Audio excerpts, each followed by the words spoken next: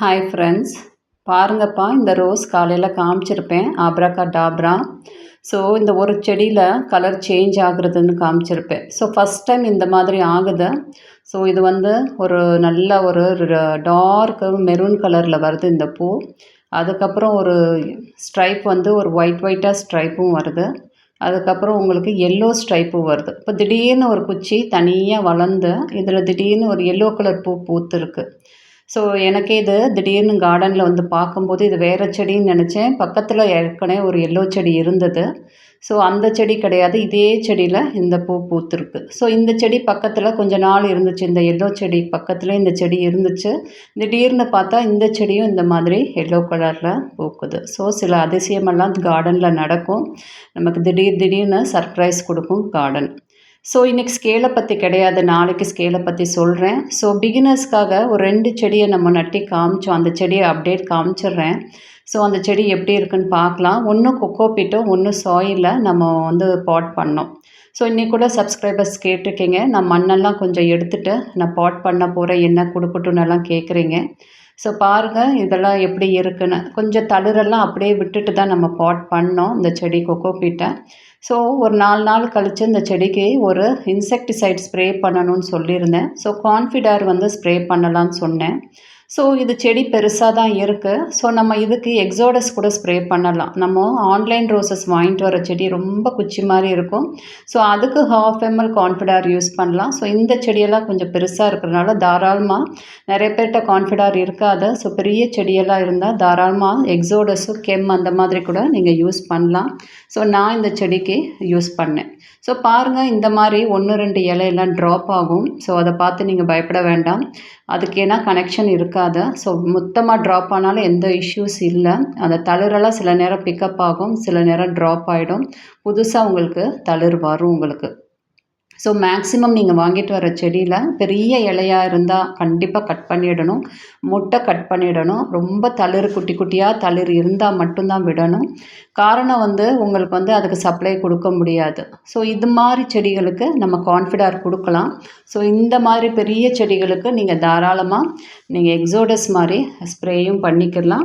So ஸ்டார்டிங்கில் நீங்கள் பாட் பண்ணுற அன்னைக்கு நீங்கள் கொக்கோபீட்டுக்கு வந்து என்ன கொடுத்துருப்பீங்க அப்படின்னா ஃபங்கிசைடு தான் கொடுத்துருப்பீங்க. கொக்கோபீட் மீடியாவுக்கு ஃபங்கிசைடும் நம்ம வந்து ஹியூமிக்கு கொடுத்து பாட் பண்ணோம். ஸோ இதுக்கு வந்து நான் வந்து ஒரு இன்செக்டிசைட் ஸ்ப்ரே பண்ணலான்னே. ஸோ பாருங்கள், இந்த மாதிரி நிழலில் வச்சிடணும். இந்த செடியை கொண்டு போய் வெயிலில் வைக்கக்கூடாது 1 வாரம். இன்னொன்றில் மைக்ரோரைஸா இருக்குது. ஸோ அதுக்கு எதுவுமே நம்ம செய்யக்கூடாது, எந்த ஸ்ப்ரேயும் தேவையில்லைன்னு தான் சொல்லியிருக்கேன். மைக்ரோரைஸா இருக்கனால ஒரு 10 நாளைக்கு அந்த செடிக்கு எதுவும் ஸ்ப்ரே பண்ண வேண்டாம். ஸோ இதெல்லாம் மைக்ரோரைஸ் ஆல்ரெடி கொடுத்து வச்சுருக்க செடி. இப்போ ரீசெண்டாக நேற்று காமிச்சது இதெல்லாமே கொஞ்சம் நிழல் பாங்கான இடத்துல தான் வச்சுருக்கேன். ஸோ நம்ம எப்படி இதுக்கு ஒரு இன்செக்டிசைட் ஸ்ப்ரே பண்ணலாங்கிறத காட்டிடுறேன். ஸோ பாருங்கள், நான் எக்ஸோடஸ் ஸ்ப்ரே பண்ண போகிறேன். பெரிய செடிகளுக்கு எல்லாம் ஸ்ப்ரே பண்ண அதோடு சேர்த்து இதுக்கும் ஸ்ப்ரே பண்ணிட்டேன். ஸோ எக்ஸோடஸ் நான் வந்து இந்த செடிக்கு எடுத்துக்கிறேன். ஸோ கிட்டத்தட்ட 1.5 ml எடுத்திருக்கேன் எல்லா செடிகளுக்கும் சேர்த்து. எக்ஸோடஸ் வந்து 1.5 ஏன்னா எஃபெக்டிவாக இருக்கும் உங்களுக்கு. 1.5 எடுக்கலாம். ஸோ 1.5 நான் இது வந்து ஒரு 8 லிட்டர் தண்ணி, 8 லிட்டர் தண்ணிக்கே ஒரு 12 ml எடுத்துக்கிட்டேன் நான். ஸோ எக்ஸோடஸ் கம்ப்ளீட்லி ஆர்கானிக் தான், உங்களுக்கு எந்த இஷ்யூஸ் வராது உங்களுக்கு. ஸோ பெரிய செடிகளுக்கு தாராளமாக நீங்கள் ஸ்ப்ரே பண்ணலாம். ஸோ இதோடு சேர்த்து ஒரு ஸ்டிக்கிங் ஏஜென்ட்ஸு ஸ்ப்ரெட்டார் நான் யூஸ் பண்ணேன். ஒரு 4 ml ஸ்ப்ரெட்டாரும் மிக்ஸ் பண்ணிவிட்டு இந்த செடிகளுக்கு எல்லாமே கார்டனில் இருக்க செடிகளுக்கெல்லாம் ஸ்ப்ரே பண்ணேன். ஸ்ப்ரே பண்ணும்போது இந்த செடிக்கும் சேர்த்து ஸ்ப்ரே பண்ணிட்டேன். ஸோ நீங்கள் தனியாக ஸ்ப்ரே பண்ணணுன்னாலும் நீங்கள் ஸ்ப்ரே பண்ணலாம். ஸோ கொஞ்சம் நிறைய நம்ம எடுத்துட்டோம்னாலும் மிச்சம் விழுந்துடும். அவ்வளவும் நம்ம ஒரே செடி கொடுக்க மாட்டோம். மிச்சம் இருந்தால் நம்ம வேறு செடிகளுக்கும் ஸ்ப்ரே பண்ணிடலாம். ஸோ பாருங்கள், இந்த மாதிரி ஒரு ஆர்கானிக்கை நீங்கள் வச்சுருக்கலாம். எக்ஸோடஸ் இருக்கலாம், கெம் இருக்கலாம். உங்கள்கிட்ட எந்த ஆர்கானிக் இருந்தாலும் நீங்கள் யூஸ் பண்ணிக்கலாம். ஸோ இது வந்து ஒரு ஸ்ப்ரெட்டாரை உங்களுக்கு ஸ்டிக்கியாக ஒட்டிக்கிறோம், அதுக்காக நான் எடுத்துட்டேன். ஸோ ஸ்ப்ரெட்டாரெல்லாம் ரொம்ப எடுக்க வேண்டாம். ஸோ ஜஸ்ட் ஒரு 4 ml மட்டும்தான் எடுத்திருக்கேன். இது 1 லிட்டருக்கு 0.5 mlன்னு சொல்கிறாங்க. இன்னும் கூட நம்ம குறைச்சே எடுத்துக்கலாம். ப்ராக்டிஸ் இல்லை அப்படின்னா கொஞ்சம் குறைச்சி எடுத்துக்கலாம். ஒரு 4 ml எடுத்து இதில் மிக்ஸ் பண்ணிட்டேன். ஸோ உங்களுக்கு ஈவனாக ஸ்ப்ரெட் ஆகும், உங்களுக்கு இலை மேலே ஈவனாக ஸ்ப்ரெட் ஆகும். 2வது வந்து உங்களுக்கு வந்து பிடிச்சுக்கும். உங்களுக்கு மழை திடீர்னு வந்துருச்சு. அந்த மாரி மழை காலத்துலலாம் நமக்கு இந்த ஸ்ப்ரெட்டார் ரொம்ப யூஸ்ஃபுல்லாக இருக்கும். ஸோ இந்த செடிக்கு நான் இந்த மாரி மொத்தமா மிக்ஸ் பண்ணிவிட்டு யூஸ் பண்ணுறேன். ஸோ நீங்கள் ஒரு செடி அந்த மாரி மிக்ஸ் பண்ணும்போது 1 லிட்டர் தண்ணியில் கணக்கு பண்ணிக்கோங்க. ஸோ உங்கள் மிச்சம் இருந்துச்சுன்னா வேறு செடிகளுக்கும் நீங்கள் ஸ்ப்ரே பண்ணிடலாம். ஸோ நல்லா ஒரு மிக்ஸ் பண்ணிடணும். கம்ப்ளீட்டாக மிக்ஸ் பண்ணிவிட்டு செடிகளுக்கு ஃபுல்லாகவே நம்ம ஸ்ப்ரே பண்ணிடணும். ஸோ எக்ஸோடஸில் இன்னொன்று என்னென்னா உங்களுக்கு நல்ல ஒரு மினுமினுப்பு தன்மை கொடுக்கும் எக்ஸோடஸ்ஸு. அந்த இலையெல்லாம் நல்லா க்ளாஸி லுக் கிடைக்கும். ஸோ அதில் ஒரு இன்க்ரீடியன்ட் கலந்துருக்காங்க. அந்த டீ இலையிலேருந்து எடுக்கிற ஒரு ஏதோ இன்க்ரீடியன்ட் இருக்குது. ஸோ அதனால் அதோடய எஃபெக்ட் நல்லா இருக்குது எக்ஸோடஸ்ஸு. ஸோ நான் ரொம்ப நாளாக எக்ஸோடஸ் யூஸ் பண்ணுறேன். ஸோ நான் தொடர்ந்து ஒரே மருந்தை யூஸ் பண்ண மாட்டேன். ஆல்டர்னேட்டிவாக இந்த வாரம் எக்ஸோடஸ்னால் அடுத்த வாரம் கெம்மா இருக்கும். அதுக்கு அடுத்த வாரம் நானோஃபைட்டா, அதுக்கு அடுத்த வாரம் அந்த மாதிரி மாற்றி மாற்றி யூஸ் பண்ணுவேன். ஸோ கான்ஃபிடாரெல்லாம் முடிஞ்ச அளவுக்கு நான் அந்த பேபி பிளான்ட்ஸ்க்கு மட்டும்தான் யூஸ் பண்ணுவேன். பெரிய செடிகளுக்கு ரொம்ப யூஸ் பண்ண மாட்டேன். இந்த பேபி செடிகள், குட்டி குட்டி செடிகளுக்கு த்ரிப்ஸ் ஈஸியாக அட்டாக் ஆகிற செடிகளுக்கு கான்ஃபிடார் நிறையா யூஸ் பண்ணுவேன். ஸோ மெயினாக எல்லா செடிகளுக்கும் மெயினாக இது தான் நான் யூஸ் பண்ணுவேன். ஸோ பாருங்கள், இந்த சின்ன செடிகளுக்கு ஃபுல்லாகவே நான் இந்த எக்ஸோடஸ் யூஸ் பண்ணிட்டேன். ஸோ நியூலி பாட்டட் செடிகளுக்கெல்லாம் கான்ஃபிடர் நல்லா ஒர்க் அவுட் ஆகும். ஸோ செடியெல்லாம் இது 2 மாதம் வளர்ந்துருச்சு. இனிமேல் இந்த செடிகளுக்கு எல்லாமே கொடுக்கலாம். நம்ம எக்ஸோடஸ், கெம்மு எல்லாம் இந்த தாக்கு பிடிக்கும். இந்த செடி வந்து கம்ப்ளீட்டாக எல்லாமே கொடுக்கலாம். ஸோ பெரிய செடியாக இருந்தாலும் நீங்கள் வந்து இந்த மாதிரி எக்ஸோடஸ் கொடுக்கலாம். எந்த இஷ்யூஸும் வராது. ஸோ நான் அந்த செடிகளுக்கும் நான் யூஸ் பண்ணியிருக்கேன். நல்லா தான் இருக்குது. நான் இப்போது ஒரு 2 நாளைக்கு முன்னாடி ஸ்ப்ரே பண்ணேன்.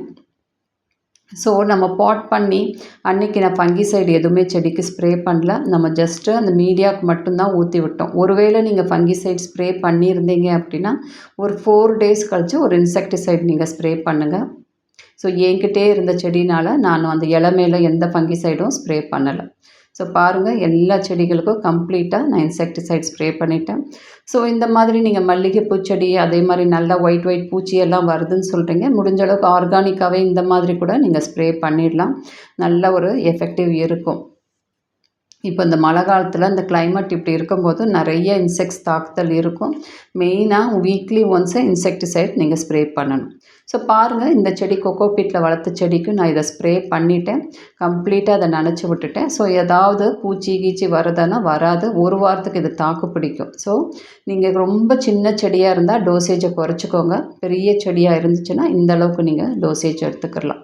ஸோ இந்த மாதிரி இந்த செடி இருக்குது. கம்ப்ளீட்டாக ஸ்ப்ரே பண்ணிட்டேன். ஸோ ஒருவேளை கான்ஃபிடார் உங்களுக்கு யூஸ் பண்ணணுன்னா எப்படி யூஸ் பண்ணணும்னு சொல்லிடுறேன். ஸோ கான்ஃபிடார் இந்த மாதிரி எடுத்துக்கிட்டு ரொம்ப குச்சி மாதிரி இருக்குது செடி. இப்போ தான் ஆன்லைனில் நீங்கள் வாங்கிட்டு வந்தீங்க அப்படின்னா 1/2 ml மட்டும் எடுத்துக்கிறணும். கான்ஃபிடார் 1/2 ml எடுத்துகிட்டு நீங்கள் 1 லிட்டர் தண்ணியில் மிக்ஸ் பண்ணிவிட்டு அப்புறம் நீங்கள் ஸ்ப்ரே பண்ணலாம். ஸோ சின்ன செடிகளுக்கு டோசேஜ் கம்மியிலேருந்து போகணும். எடுத்த உடனே நிறைய டோசேஜ் கொடுக்கக்கூடாது. ஸோ கான்ஃபிடாருங்கிறது 1 ml மட்டும்தான் 1 லிட்டருக்கு.